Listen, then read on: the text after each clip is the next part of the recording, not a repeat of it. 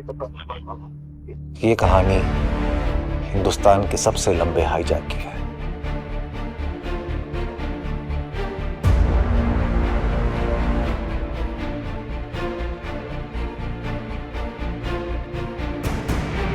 ये सिर्फ flight IC 814 का नहीं, बल्कि पूरे देश का हाईजैक था।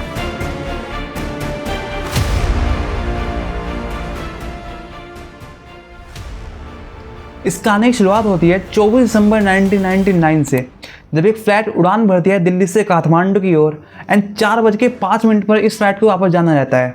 सो वापस जाने के टाइम ऐसा आता है जब ये इंडिया एंड नेपाल के बॉर्डर की क्रॉसिंग पर आ जाती है एंड फ्लाइट को उड़ते उड़ते करीब आधा घंटे ज़्यादा हो चुका था। सो फ्लाइट क्रू में से एक बंदा जिसका नाम था मिस्टर शर्मा, वो कुछ रिफ्रेशमेंट लेकर कॉकपिट में एंटर करता है, जैसे कि टी और कॉफ़ी, जिससे पायलट का मूड थोड़ा रिफ्रेश हो जाए एंड उनको थोड़ा नींद ना आए प्लेन उड़ाते उड़ाते, जिससे उन्हें ऑटो पायलट पर डालने की जरूरत ना पड़े। एंड जैसे ही वो बंदा एंटर करता है, कॉकपिट का डोर क्लोज कर दिया जाता है। बट ट्विस्ट आता जब ये बंदा बाहर जाने लगता है। जैसे ये बंदा गेट खोलता है बाहर जाने के लिए, तुरंत एक बंदा इसको धक्का देकर अंदर एंटर कर जाता है। अब ये जो शख्स होता है, इसके एक हाथ में थी रिवॉल्वर एंड इसने दूसरे हाथ में लिया हुआ था ग्रेनेड। अपनी आइडेंटिटी छुपाने के लिए इसने सबसे पहले तो एक मंकी कैप पहनी हुई थी एंड उसके ऊपर से इसने एक रेड कैप भी पहनी हुई थी। एंड यही वो पल था दोस्तों, जब कैप्टन देवीशरण एंड को पायलट राजेंद्र कुमार ये समझ चुके थे कि अब इस फ्लाइट का कंट्रोल किसी और के हाथ में जा चुका है।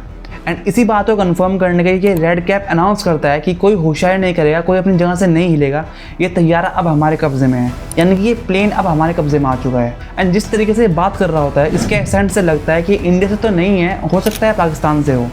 एंड ये एक बंदा भी नहीं आया था, ये पूरे 5 बंदे प्लेन में घुस चुके थे प्लेन को हाईजैक करने के लिए। जो कि सबसे पहले प्लेन कॉकपिट में आया था उसका नाम था रेड कैप। बाकी के 4 मेंबर्स पीछे पैसेंजर्स को मैनेज कर रहे थे।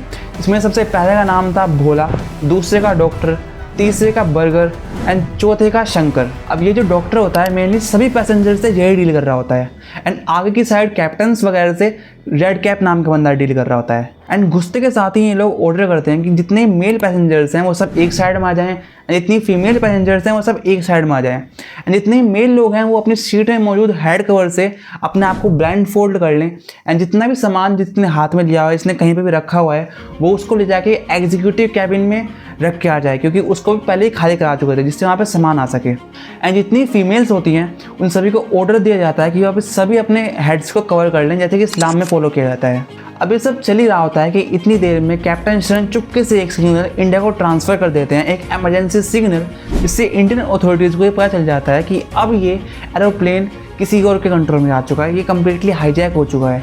एंड ये जो लोग अभी सिर्फ अपनी मंजिल से 1 घंटा दूर थे न्यू दिल्ली से, अब ये खुद नहीं जानते थे कि ये स्पेसशिप, ये एयरक्राफ्ट इनको कहाँ लेके जाने वाला है।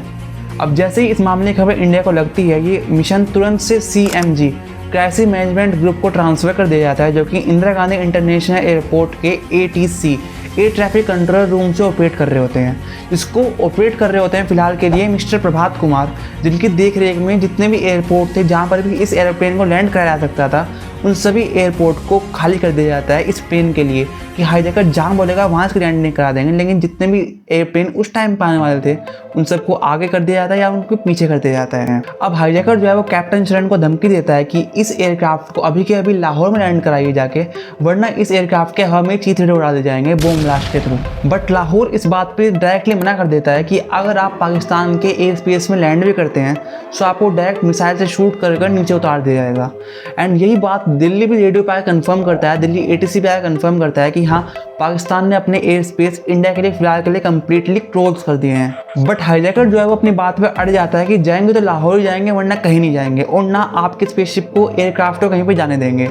अब हालत तो इस कदर बिगड़ जाती है कि एयरक्राफ्ट में सिर्फ 25 मिनट का फ्यूल लेफ्ट होता है और लाहौर काफ़ी दूर था, इतने फ्यूल में लाहौर नहीं जा सकते थे। सो किसी तरह कन्विंस करके हाईजैकर को इस प्लेन को कुछ टाइम के लिए अमृतसर एयरपोर्ट पर सेफली लैंड कराया जाता है। जैसे ही इस एयरक्राफ्ट की लैंडिंग सक्सेसफुली होती है अमृतसर एयरपोर्ट पे, तुरंत ही वहाँ के DM राजेंद्रजीत सिंह को दिल्ली ATC के द्वारा इन्फॉर्म किया जाता है कि इस एयरक्राफ्ट को जितना हो सके उतना ज़्यादा डिले कराइए, जितना टाइम हो सके उतना लीजिए, जिससे इंडियन गवर्नमेंट को टाइम मिल सके सोचने का कि आगे क्या करना है, किस तरह की सिचुएशन को हैंडल करना है। एंड इस एयरक्राफ्ट के धरती पर उतरने से पहले ही पूरी जगह पे पंजाब पुलिस की एक फील्डिंग बिछाई जाती है, लेकिन सीक्रेटली, जिससे इसको पता नहीं चले। एंड कहीं पे पैनिक करके कोई भी हाईजैकर कोई एक्शन ले ले, चाहे ग्रेनेड ना ब्लास्ट कर दें या फिर पैसेंजर को शूट ना कर दें, तो उनकी सेफ्टी पर्पज़ के लिए इनको फील्डिंग में छुपाया जाता है, लेकिन किसी को पता नहीं चलता। अब एज पर प्लान कैप्टन शरण को इन्फॉर्म किया जाता है कि आपने फ्यूल की डिमांड बताई है, वो हम फुलफिल कर रहे हैं, बट एट मोमेंट हमारे पास फ्यूल नहीं है, हम कहीं से इंपोर्ट करा रहे हैं, उसमें थोड़ा टाइम लगने वाला है एंड हो सकता है टाइम थोड़ा ज़्यादा लग जाए।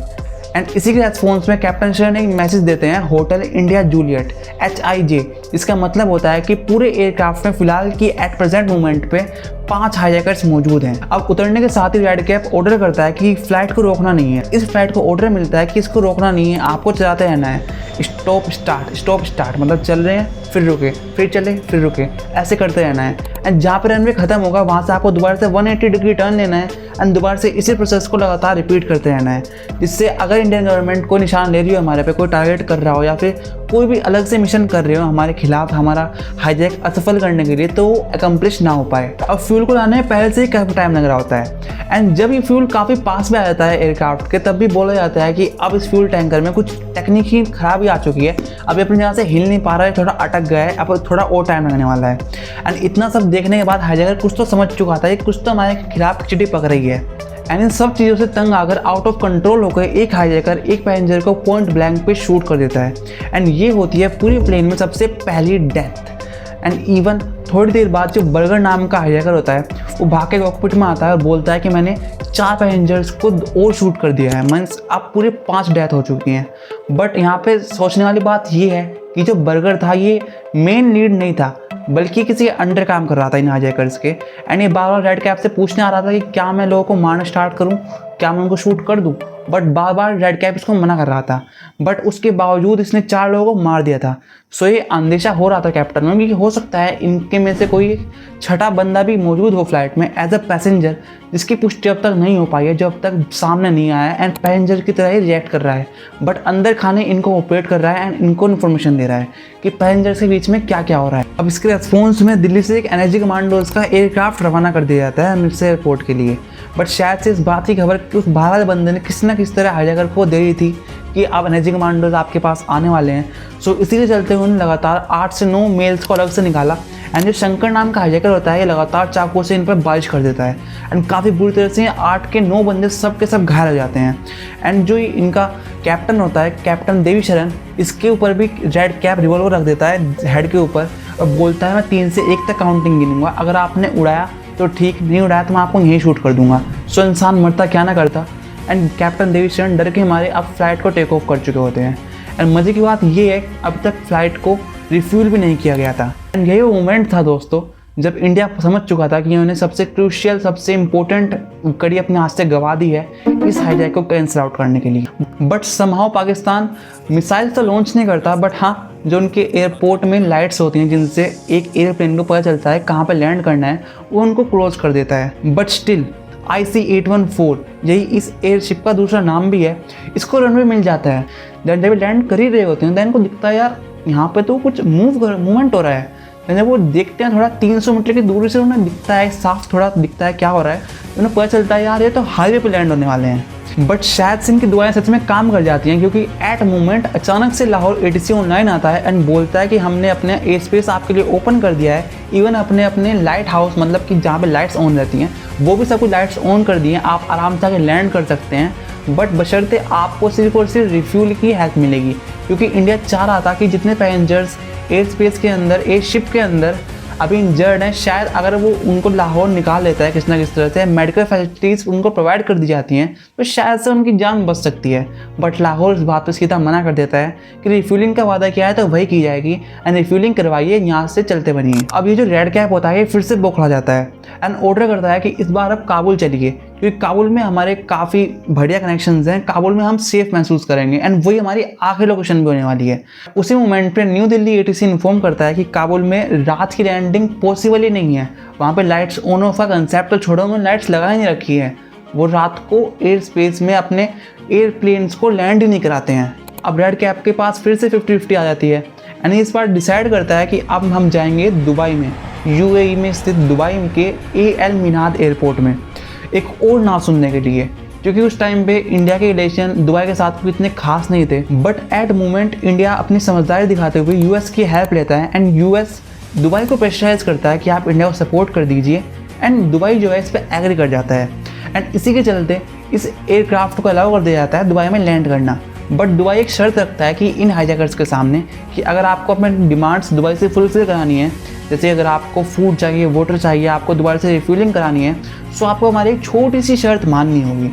और छोटी शर्त ये थी कि आपको जितने भी प्लेन में बच्चे और लेडीज़ हैं उन सबको यहाँ पे लैंड कराना होगा, एंड तभी हम आपकी डिमांड्स को फुलफिल करेंगे।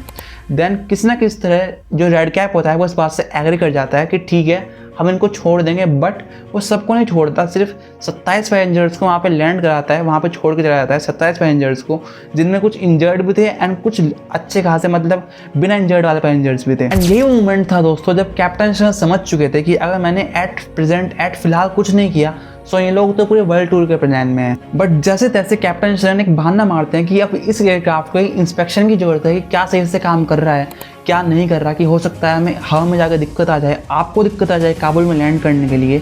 सो इसी की वजह से उसको अलाउ करते हैं। कैप्टन शर्मा फ्यूलिंग पैनल में कुछ ऐसा कर देते हैं कि अब उसको रिफ्यूल करना करीब करीब ना के बराबर था। उसे अब प्रॉपर मेंटेनेंस लगता उसको रिफ्यूल करने के लिए, एंड एक प्रोफेशनल रिफ्यूलर की नीड पड़ती उसको रिफ्यूल करने के लिए। एंड शायद से अब कहीं ना कहीं हाईजैकर्स की दुआ भी कबूल होते हुए दिख रही थी, क्योंकि काबुल से इन्हें एक इन्फॉर्मेशन आई थी ATC पे ऑनलाइन आकर उन्होंने बताया था कि अब हमने अपना एयर स्पेस आपके लिए ओपन कर दिया, क्योंकि अब थोड़ा सा दिन निकल चुका है, तो अभी लाइट है कोई टंटा नहीं है, एंड आप आराम से आके यहाँ पे लैंड करा सकते हैं। अब शुरू होता है इस सफ़र टू देयर फाइनल डेस्टिनेशन।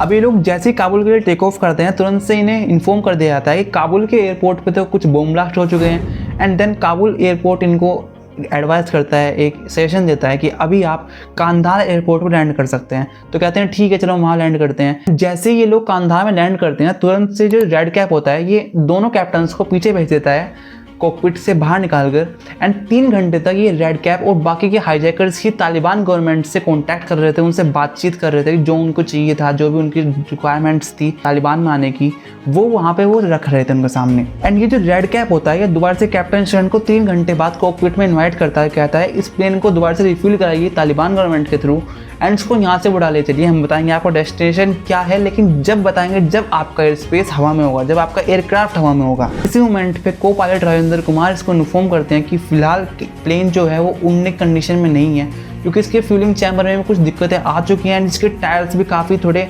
खराब हो चुके हैं, एंड ये पूरा प्लेन अब मेंटेनेंस मांग रहा है। देन रेड कैप उनको बोलता है कि आप हमारे साथ थोड़ा सा कोऑपरेट कर दीजिए, हमें बता दीजिए कि कैसे इसको लेके जाना है, एंड आप इसको हमारे वतन इंडिया में लेके चलिए, हम मरना भी हमारे वतन इंडिया में ही पसंद करेंगे। फाइनली एक फैक्स भेजा जाता है इंडिया को जिसमें मेंशन रहता है इन लोगों की सभी डिमांड्स के बारे में, जिसके बाद ये होस्टेज को रिलीज़ करने वाले थे, जिसमें मेंशन रहता है मौलाना मसूद अजहर की रिहाई के बारे में, जो कि कश्मीरी मिलिटेंट ग्रुप का लीडर भी रह चुका था, एंड साथ ही साथ 35 और मिलिटेंट की रिहाई के बारे में इसमें डिटेल जिक्र होता है, काफ़ी सबके नाम लिखे होते हैं। साथ ही साथ ये मांगते हैं 200 मिलियन, एंड साथ ही में मांगते हैं सज्जद अफगानी की कबर, जो कि मर चुका था, वो भी मिलिटेंट था, लेकिन ये उसकी कोफिन की भी डिमांड रखते हैं।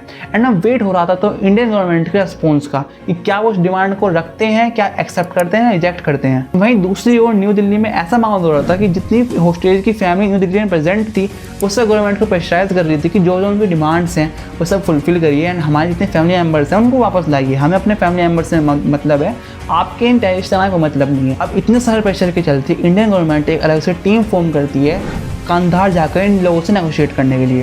इसमें नंबर 1 पे आते हैं अजीत डोवाल, एंड उनके साथ साथ 4 और रो ऑफिसर्स, एंड इनके प्लेन में टोटल होते हैं 52 लोग ऑन रिकॉर्ड। बट इन 52 में से 20 लोग नॉर्मल नहीं थे, बल्कि स्पेशल कमांडोज थे जो कि स्पेशली ट्रेन थे इसी एंटी हाईजैकिंग की फील्ड में। एंड जैसे ये लोग वहाँ पर लैंड करते हैं तब उनको पता चलता है इनके पास टाइम बॉम्ब से लेकर RDX तक काफ़ी बड़े बड़े एक्सप्लोजिव फिलहाल की प्रेजेंट स्टेज में मौजूद हैं। एंड यहाँ पे इनका प्लस पॉइंट ये बनता है क्योंकि इस एयरक्राफ्ट के अंदर काफ़ी जगह कंट्रीज से पैसेंजर्स आए हुए थे, सो सभी लोग मिलकर इनके साथ नेगोशिएट करते हैं, एंड फाइनली इनकी 2 डील कंप्लीटली कैंसिल हो जाती हैं।